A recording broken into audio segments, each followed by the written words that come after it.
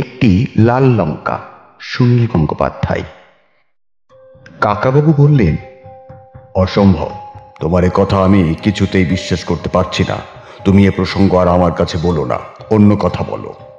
অরিজিৎ একটা দীর্ঘশ্বাস ফেলে বলল, কাকাবাবু, আমার যে আর অন্য কোনো উপায় নেই। কাকাবাবু ধমকের সুরে বললেন, হ্যাঁ, উপায় আছে। তুমি এক্ষুনি চান করে নাও, তারপর ভালো করে খাও দাও, তারপর একটা লম্বা ঘুম দাও। অরিজিৎ আবার বলল, কাকাবাবু, তুমি বুঝতে পারছো না। কাকাবাবু তাকে থামিয়ে দিয়ে বললেন, আমার আর বোঝার দরকার নেই। তারপর তিনি গলা চড়িয়ে ডাকলেন, সন্তু, সন্তু, এই সন্তু। সন্তু একটু আগেই ব্যাডমিন্টন খেলে ফিরেছে। কাকাবাবুর ঘরে একবার উঁকি মেরে ওপরের ঘরে চলে গেছে। কাকাবাবুর ডাক শুনে নিচে নেমে এলো। মা বাবা বেড়াতে গেছেন পুরী। বাড়িতে আর বিশেষ লোকজন নেই। কাকাবাবুর ঘরে একজন ভদ্রলোককে দেখতে পেল সন্তু।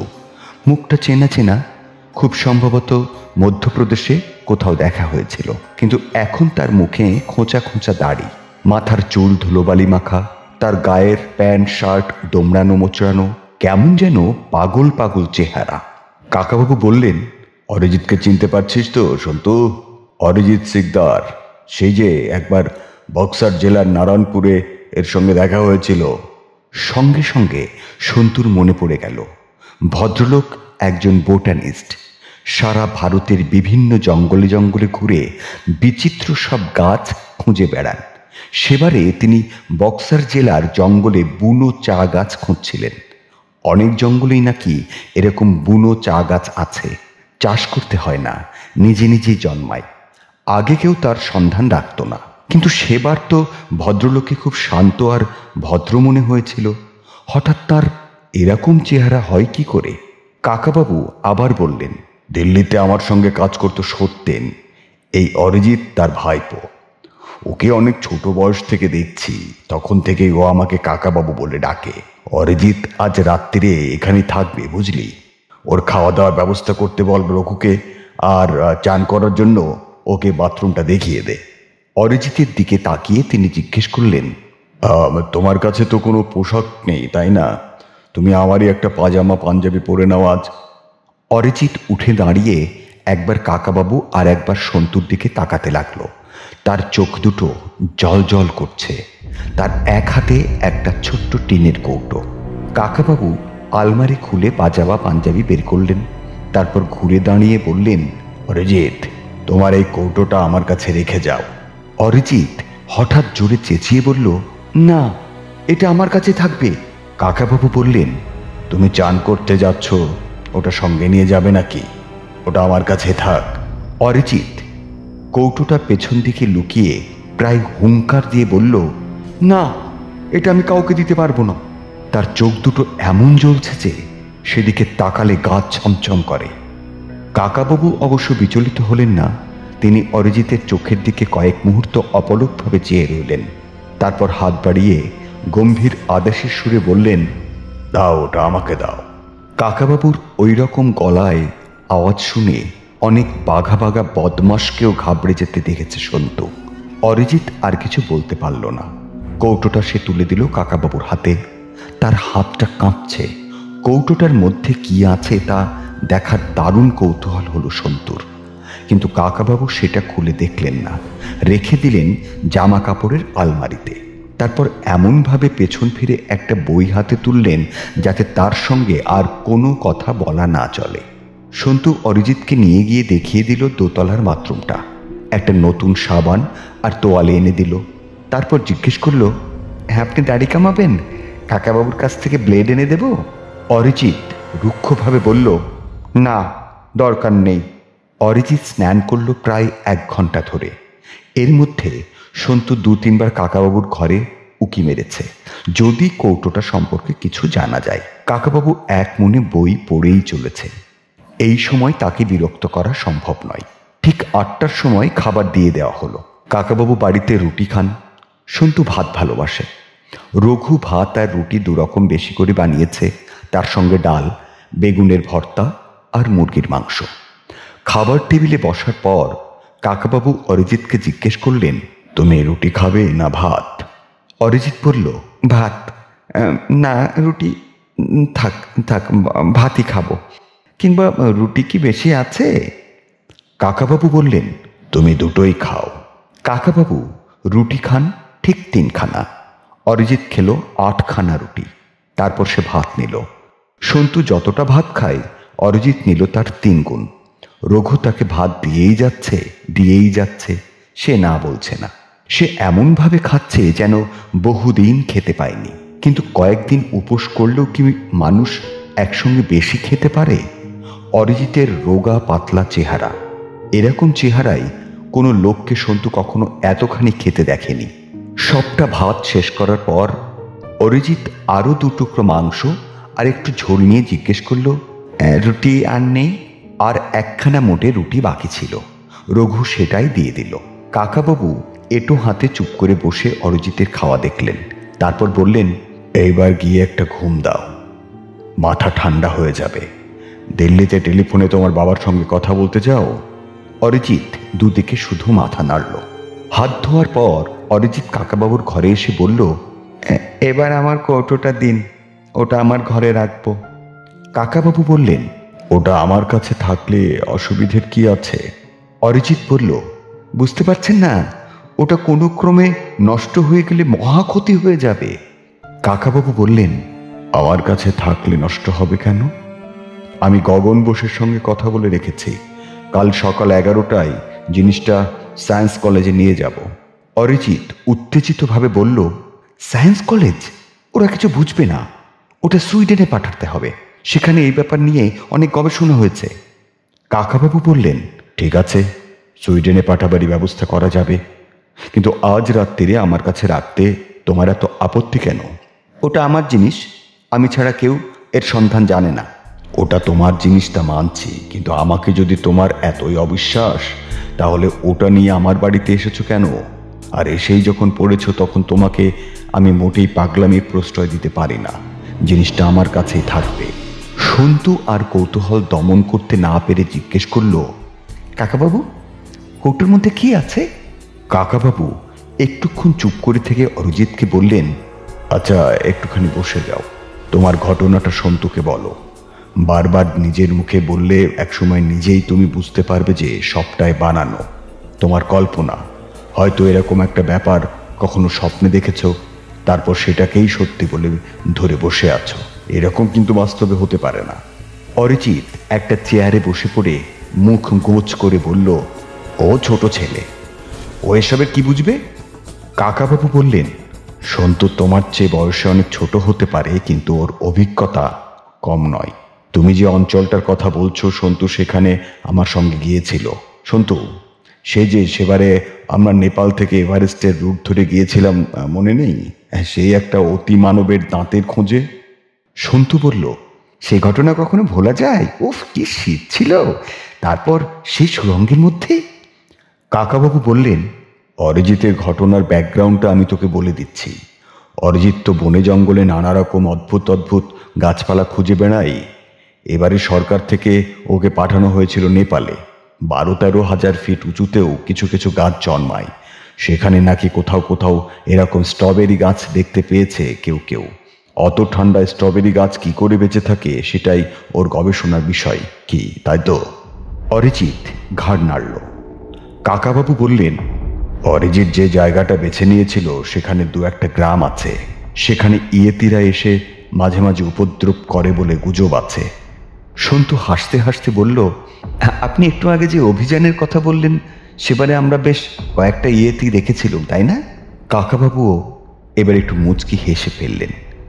অরিজিৎ বলল, তোমরা ইয়েতি দেখেছিলে? সত্যি? সন্তু বলল, এমন মেকআপ দিয়েছিল, আসল না নকল তা বোঝাই যায়নি অনেকক্ষণ। অরিজিৎ জিজ্ঞেস করল, মেকআপ দিয়েছিল মানে? সেজেছিল? কারা? কাকাবাবু বললেন, সে অনেক লম্বা গল্প, সেটা পরে শুনে নিও। আসল ব্যাপার হচ্ছে, ইয়েতি বলে খুব সম্ভবত কোনো প্রাণীই নেই। অরিজিৎ জোর দিয়ে বলল, আলবত আছে, তুমি বললেই তো হবে না। এ পর্যন্ত কেউ কোনো প্রমাণ দিতে পারেনি। কত লোকই তো বলেছে যে ইয়েতি দেখেছে নিজের চোখে, কিন্তু কেউ একটা ছবি তুলতে পেরেছে কি?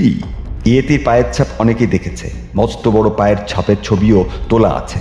বরফের উপর পায়ের ছাপ, সেটা আবার প্রমাণ নাকি?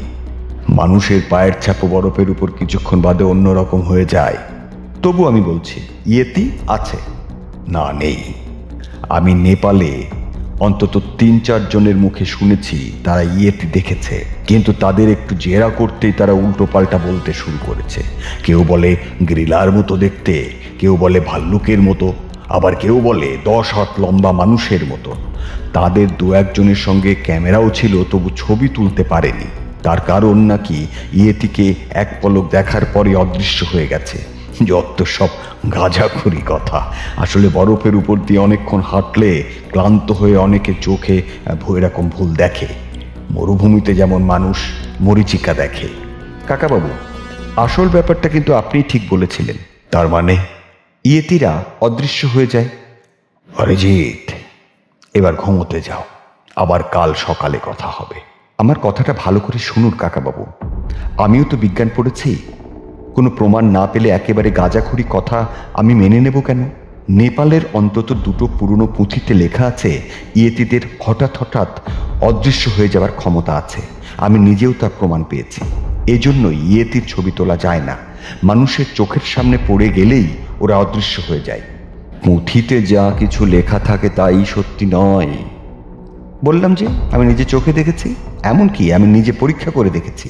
কাকাবাবু একটা দীর্ঘশ্বাস ফেলে সন্তুর দিকে তাকিয়ে বললেন,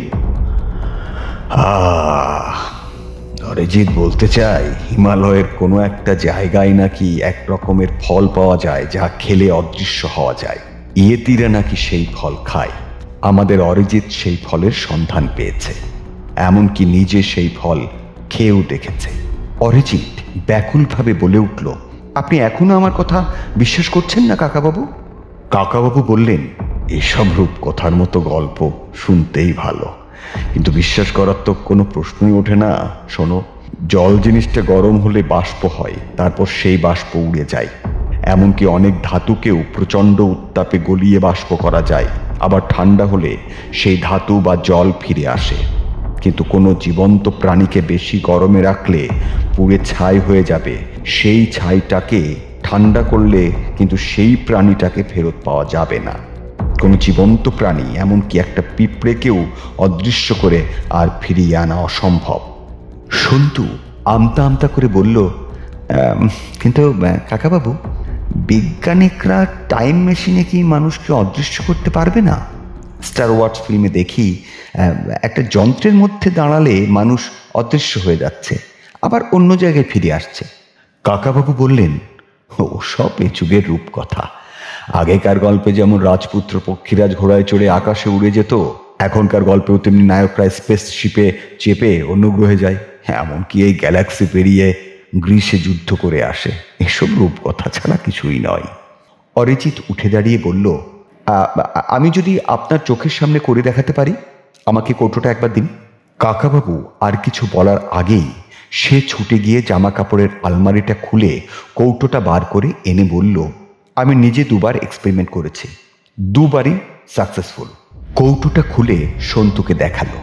ভেতরের জিনিসটা দেখে সন্তু খানিকটা নিরাশ হয়ে গেল। এটা তো একটা লঙ্কা, বেশ বড় সড়ো, টাবাটোবা, গোলগাল, লাল লঙ্কা। অরিজিৎ যেন তার মনের কথাটা বুঝতে পেরে বলল, এটা লঙ্কা বলে মনে হচ্ছে তো, কিন্তু এটা এক ধরনের স্ট্রবেরি। এটা ঝাল নয় মোটেই, বরং টক মিষ্টি। কাকাবাবু শুনলে বিশ্বাস করবেন না, কিন্তু তোমাকে বলছি সন্তু, একেবারে সত্যি কথা বলছি।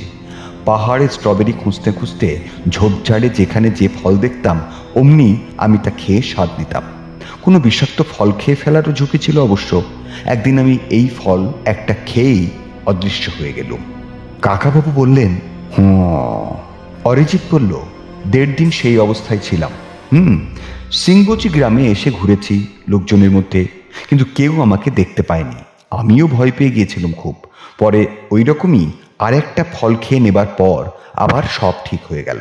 সন্তু একবার কাকাবাবু আর একবার অরিজিতের দিকে তাকালো, তারপর কৌটোটা হাতে তুলে নিল। অরিজিৎ বলল, দারুণ ভালো লাগে সেই সময়টা। হ্যাঁ, কোনো খিদে তেষ্টা থাকে না, দারুণ হালকা হালকা শরীরটা, মানে শরীরটা অন্য কেউ দেখতে না পেলেও সেটা তো থাকেই। মনটা খুব ফুরফুর করে, যেখানে ইচ্ছে চলে যাওয়া যায়, কত রকম মজা হয়। কাকাবাবু বিদ্রূপের সুরে বললেন, এদের গায়ে তো পোশাক থাকে না, মানুষের গায়ে যে প্যান্ট জামা জুতো থাকে সেগুলোও অদৃশ্য হয়ে যায়। অরিজিৎ বলল, দেখবেন দেখবেন আপনি, এক্ষুনি দেখাবো। আমি টপ করে ফলটা খেয়ে নেব, তারপর 1 মিনিটের মধ্যেই আপনাদের চোখের সামনে মিলিয়ে যাব। ওটা দাও তো সন্তু।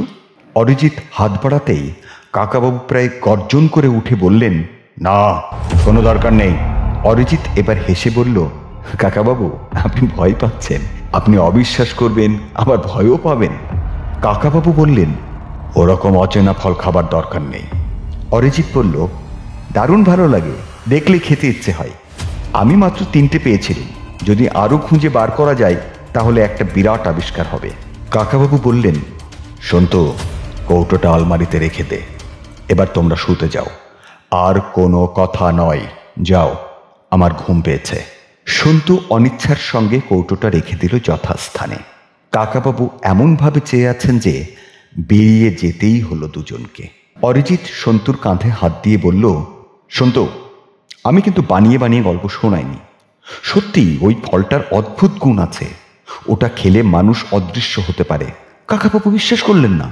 অরিজিৎকে তার ঘর দেখিয়ে দেবার পর সে শুয়ে পড়ল। সে সত্যি সত্যিই খুব ক্লান্ত। একটু বাদেই তার নাক ডাকার শব্দ শোনা গেল। সন্তু উঠে গেল 3 তলায়। বড় হবার পর সে ছাদের ঘরটা নিজের জন্য পেয়েছে। এখানে সে অনেক রাত পর্যন্ত জেগে পড়াশুনো করতে পারে। মাঝে মাঝে ছাদে দাঁড়িয়ে আকাশের তারা দেখে। একটা বই নিয়ে বিছানায় শুয়ে পড়লেও তার মন বসল না পড়ায়। অরিজিতের কথাগুলোই মনে পড়ছে বারবার। ছেলেবেলা থেকেই সন্তু অদৃশ্য হবার স্বপ্ন দেখছে। অদৃশ্য হতে পারলে সত্যি একটা মজার ব্যাপার হয়। তাকে কেউ দেখতে পাবে না, অথচ সে সবাইকে দেখতে পাবে। হেমেন্দ্র কুমার রায়ের লেখা অদৃশ্য মানুষ নামে একটা বই পড়ে সন্তুর একসময় মনে হয়েছিল সত্যিই ওই রকম একজন অদৃশ্য মানুষ আছে। কিন্তু কাকাবাবু বললেন, বিজ্ঞানের দিক থেকেও নাকি অদৃশ্য হওয়া অসম্ভব। অথচ অরিজিতের কথা শুনে মনে হয় না যে সে আগাগোড়ায় মিথ্যে কথা বলছে। খাওয়ার সময় অরিজিৎ অতগুলো খাবার খেলো। সে বলল, অদৃশ্য হলে নাকি খিদে তেষ্টাও পায় না। অদৃশ্য অবস্থা থেকে আবার সাধারণ অবস্থায় ফিরে এলে তখন একসঙ্গে 2-3 দিনের খিদে পায়। বই পড়াতেও মন নেই, ঘুমও আসছে না। বিছানায় শুয়ে ছটফট করছে সন্তু। ঘড়িতে দেখল রাত 1:30 বাজে। বিছানা ছেড়ে বাইরে বেরিয়ে এলো সন্তু।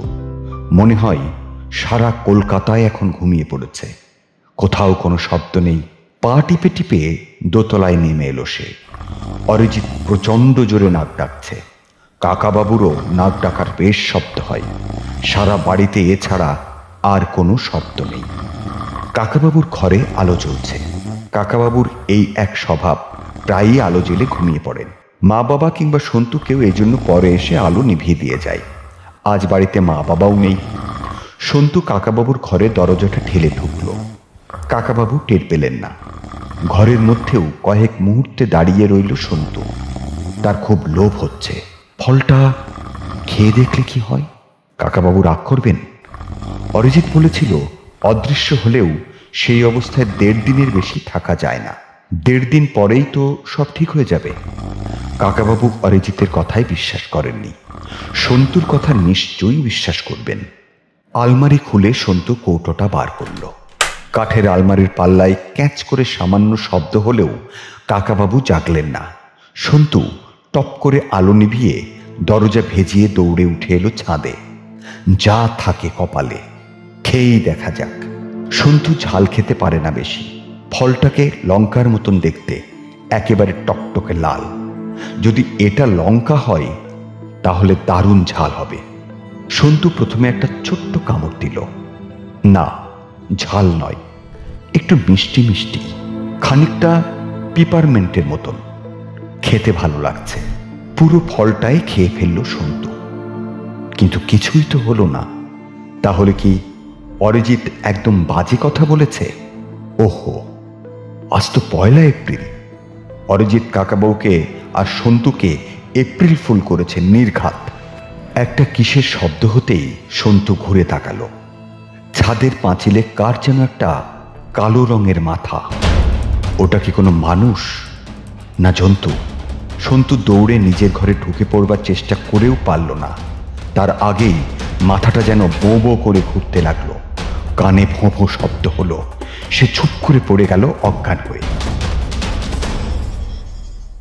সদ্য বরফ গলতে শুরু করেছে বলে পাথর এখানে সাংঘাতিক পিছল।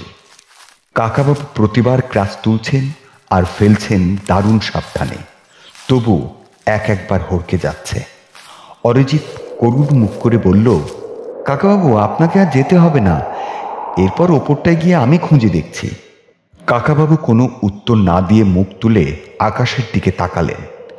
এখন ঘড়ি অনুযায়ী দুপুর 3:30, কিন্তু এর মধ্যেই যেন সন্ধে হয়ে এসেছে। আকাশের একদিকটা লাল। এই ঠান্ডাতেও কাকাবাবুর কপালে বিন্দু বিন্দু ঘাম জমেছে। তার নিঃশ্বাসের কষ্ট হচ্ছে। কাঠমান্ডুতে তাকে 2-3 জন বারবার অক্সিজেন সঙ্গে নেবার কথা বলেছিল। কাকাবাবু তাতে কর্ণপাত করেননি। তিনি ভেবেছিলেন আজকাল তো অক্সিজেন ছাড়াই কেউ কেউ এভারেস্টের ওঠার চেষ্টা করেছে, সুতরাং এইবার 13,000 ফিটে কি আর কষ্ট হবে। কাকাবাবু নিজেও এর চেয়ে উঁচুতে উঠেছেন আগে, কিন্তু এবারে তাঁর হাঁপ ধরে যাচ্ছে। হঠাৎ যেন বাতাস কমে গেছে এদিকে। অরিজিৎ আবার বলল, কাকাবাবু আপনি এখানে বসেই বিশ্রাম নিন, বরং আমি ওপর দিকটা দেখে আসছি। আগেরবার এখানেই পেয়েছিলাম। কাকাবাবু জোর দিয়ে বললেন, না না, আমি শেষ পর্যন্ত দেখতে চাই। তুমি আমাকে এত দূর নিয়ে এসেছো, এইটুকু আর বাকি থাকে কেন? অরিজিৎ বললেন, আপনি বিশ্বাস করুন, আমি আগেরবার এই জায়গাতেই পেয়েছি এই ফল। কাকাবাবু বললেন, এখন আমি তোমার সব কথায় বিশ্বাস করতে বাধ্য। চতুর্দিকে সাদা বরফের টোপর পরা পাহাড়ের চূড়া, মাঝে মাঝে ঘাসের চাপড়া ছাড়া বড় গাছ আর এদিকে নেই। এদিককার শেষ গ্রাম নাংপো থেকে ওরা বেরিয়েছে সকাল 6টায়। সারাদিনে একবারও সূর্যের মুখ দেখা যায়নি। এই নিয়ে 3 দিন কেটে গেল এই অঞ্চলে। অনেক খোঁজাখুঁজি করেও কোথাও দেখা যায়নি সেই লাল লঙ্কার মতন ফলের গাছ। 2 জন মাত্র শেরপাকে সঙ্গে আনা হয়েছে, আংরে সিং আর ছোটা দাজু। কাকাবাবু তার পুরনো বন্ধু মিমোকে খোঁজ করেও পাননি। সে চলে গেছে অন্য কোনো অভিযাত্রীদের সাথে। আংশেরিক আর ছোটা দাজু দারুণ তেজি আর শক্তিশালী, কিন্তু তারা একটি কাস্তের মতন পাহাড়টাই কিছুতেই উঠতে চায় না। তাদের ধারণা এই পাহাড়টায় অপদেবতা আছে। খানিকটা নিচে তারা থেকে গেছে।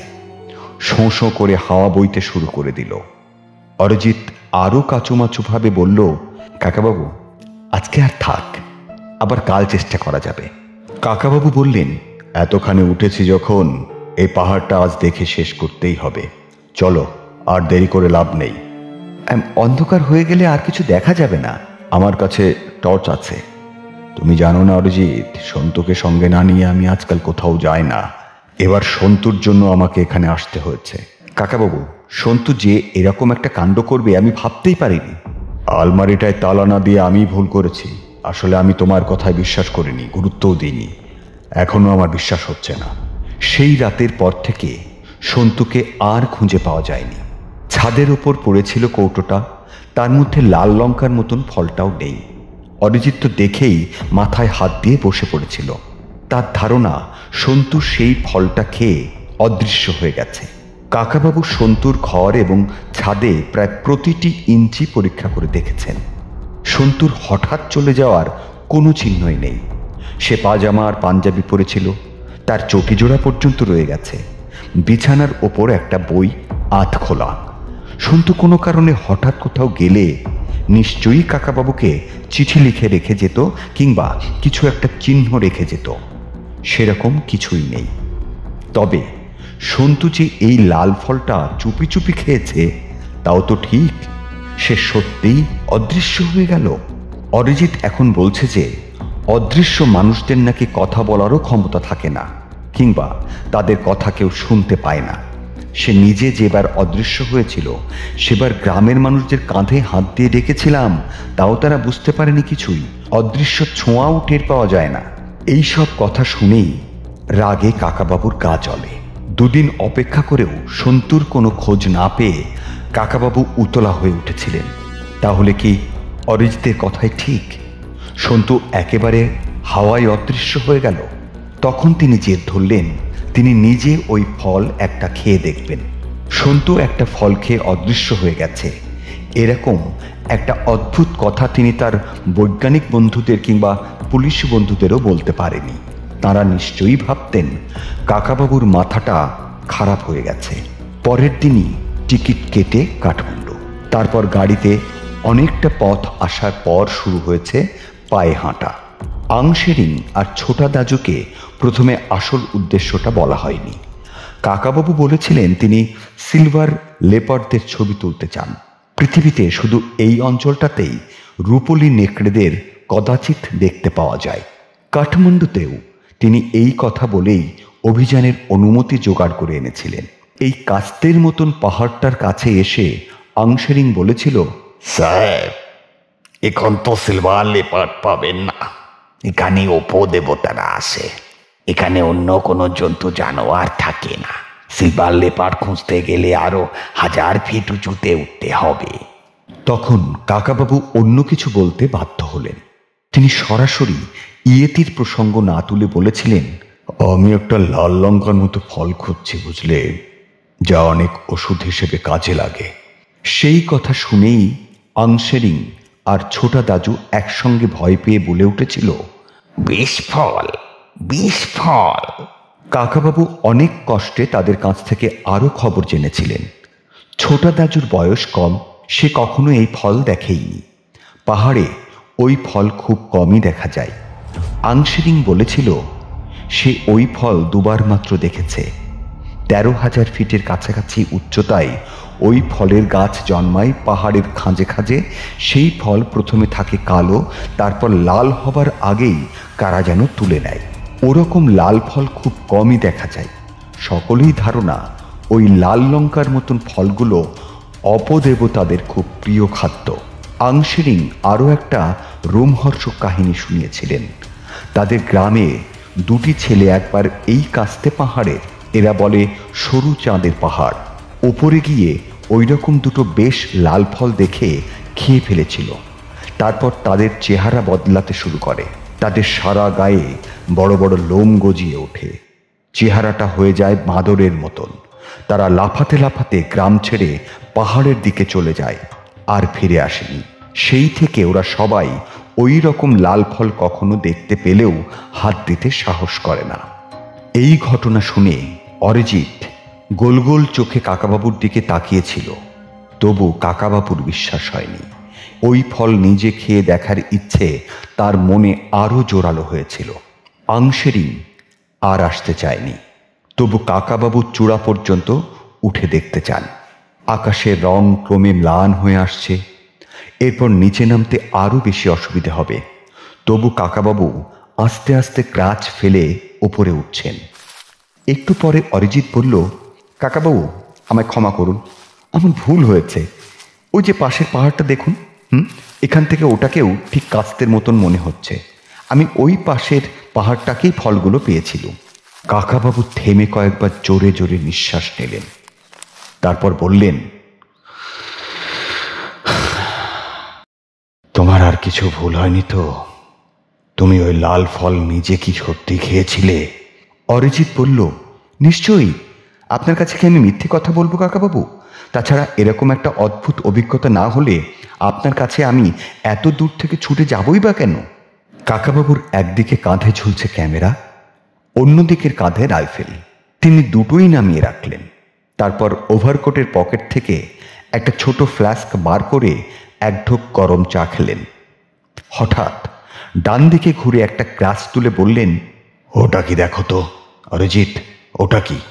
একটা অতিকায় কচ্ছপের মতন দেখতে পাথরের খাঁজে টমাটো গাছের মতন একটা গাছ উকি মারছে। তাতে ফল আছে ক্যাপসিকামের মতন একটা লাল লঙ্কা। সেদিকে তাকিয়ে অরিজিতের চোখ বিস্ফারিত হয়ে গেল। সে কোনো ক্রমে বলল, এই তো।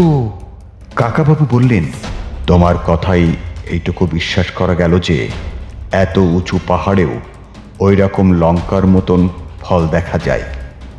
বেশ ভালো কথা, এবার ওটাকে ছিঁড়ে আনো, আমি খেয়ে দেখব। অরিজিৎ আর্তকণ্ঠে চেঁচিয়ে উঠল, না না না কাকাবাবু, না, আপনি খাবেন না, সন্তুর জন্য নিয়ে চলুন।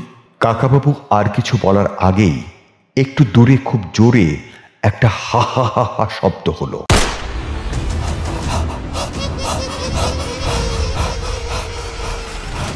আমার এই রহস্যবাড়ি চ্যানেলটা সাবস্ক্রাইব করে রাখ আর বেল বাটন প্রেস কর, তাতে নোটিফিকেশন পাবি।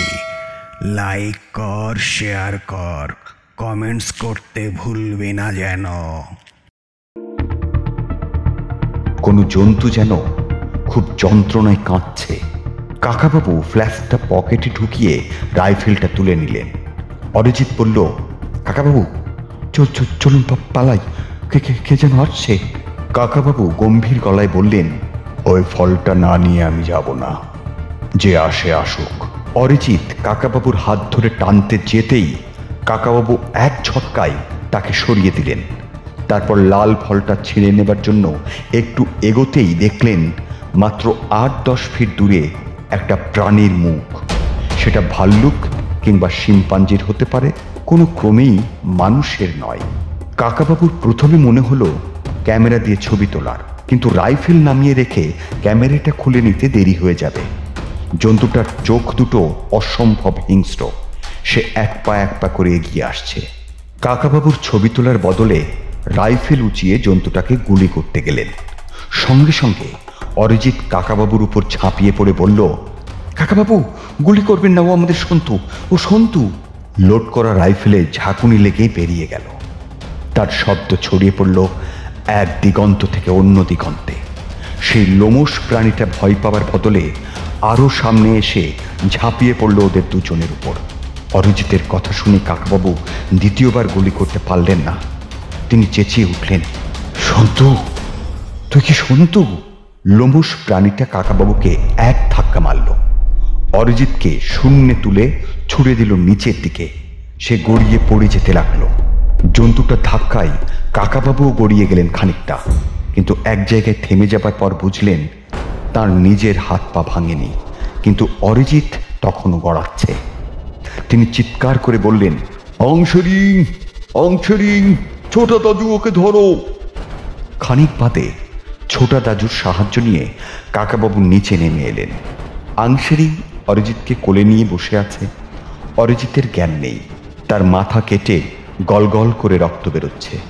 খুব সম্ভবত একটা হাতের হাড়ও ভেঙে গেছে।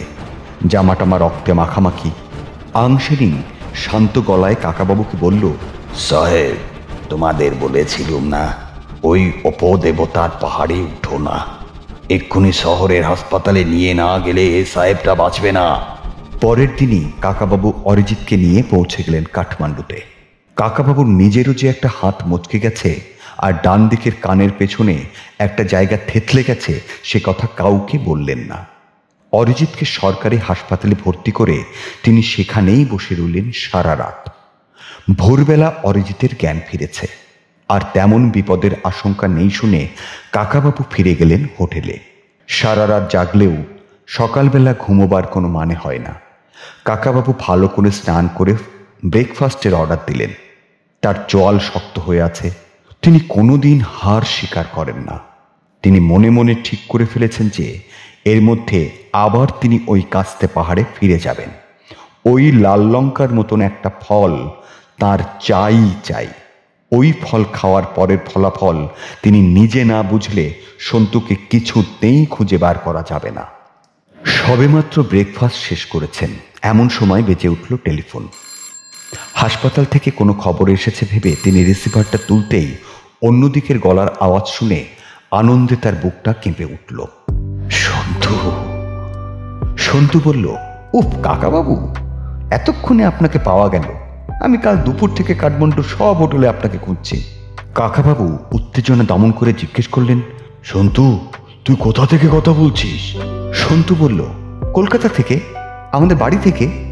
আমাদের বাড়ি থেকে? তুই তাহলে অদৃশ্য হয়ে যাসনি? কি যে বলেন, আপনি না বলেছিলেন মানুষের পক্ষে অদৃশ্য হওয়া অসম্ভব? হ্যাঁ, তা তো বটেই, কিন্তু তোকে আমরা খুঁজে পাইনি কেন? তুই কোথায় গিয়েছিলি? তুই লাল লঙ্কাটা খেয়েছিলি না? হ্যাঁ কাকাবাবু, আমি ভেবেছিলাম আমি নিজে পরীক্ষা করে দেখব, কিন্তু ওটা স্ট্রবেরিও নয়, লঙ্কাও নয়। ওটা একটা বিষাক্ত ফল।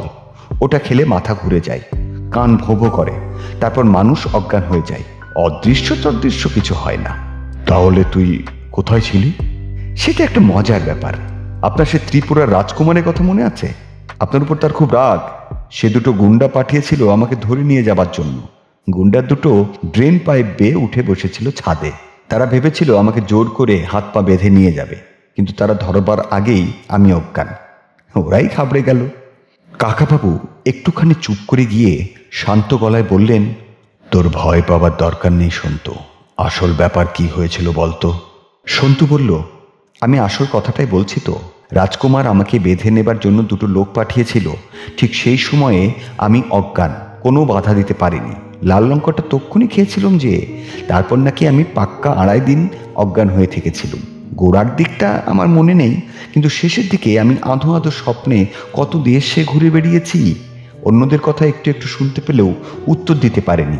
বুঝলেন কাকাবাবু, এই লাল লঙ্কার রহস্যটা আমি আবিষ্কার করেছি। ওটা একটা বুনো বিষাক্ত ফল। ওটা খেলে মানুষ অনেকক্ষণ অজ্ঞান হয়ে থাকে। সেই সময় স্বপ্ন দেখে ভাবে বুঝি অদৃশ্য হয়ে অনেক জায়গায় ঘুরছে। আমি ডেফিনিট অরিজিৎ দার ওই রকম একটা ব্যাপার হয়েছে। কাকাবাবু অবিশ্বাসের সুরে বললেন, সে রাজকুমার লোক পাঠিয়ে তোকে ধরে নিয়ে গিয়েছিল, সেইখান থেকে তুই ছাড়া পেলে কি করে? সন্তু হাসতে হাসতে বলল, রাজকুমার খুব জব্দ হয়ে গেছে কাকাবাবু। ওর লোক তো অজ্ঞান অবস্থায় আমাকে ধরে নিয়ে যায়। 2.5 দিনের মধ্যে আমি জাগিনি। মাঝখানে কি ঘটেছে তাও আমি জানি না। এদিকে রাজকুমার ভেবেছিল ওর সাগরেদদের হাতে মার খেয়ে আমি বুঝি মরতে বসেছি। ডাক্তার ডেকে এনে আমার চিকিৎসা করিয়েছে, ওষুধ খাইয়েছে। আমি চোখ মেলবার পর সে বলেছিল, বাঁচালে। তোমাকে 2-4 দিন আটকে রেখে তোমার কাকাবাবুর কাছ থেকে 2-4টে জিনিস আদায় করব ভেবেছিলাম। শেষে দেখছি মরা মেরে খুনের দায়ে পড়ার মতো অবস্থা। তুমি মরে গেলে আমাদের পুরো উদ্দেশ্যটাই ব্যর্থ হয়ে যেত। যাও বাচ্চা, এবারের মতন ফিরে যাও ঘরে। কি খেলাই দেখালে! 2.5 দিন অজ্ঞান, অথচ শরীরে মাথায় কোনো চোট নেই।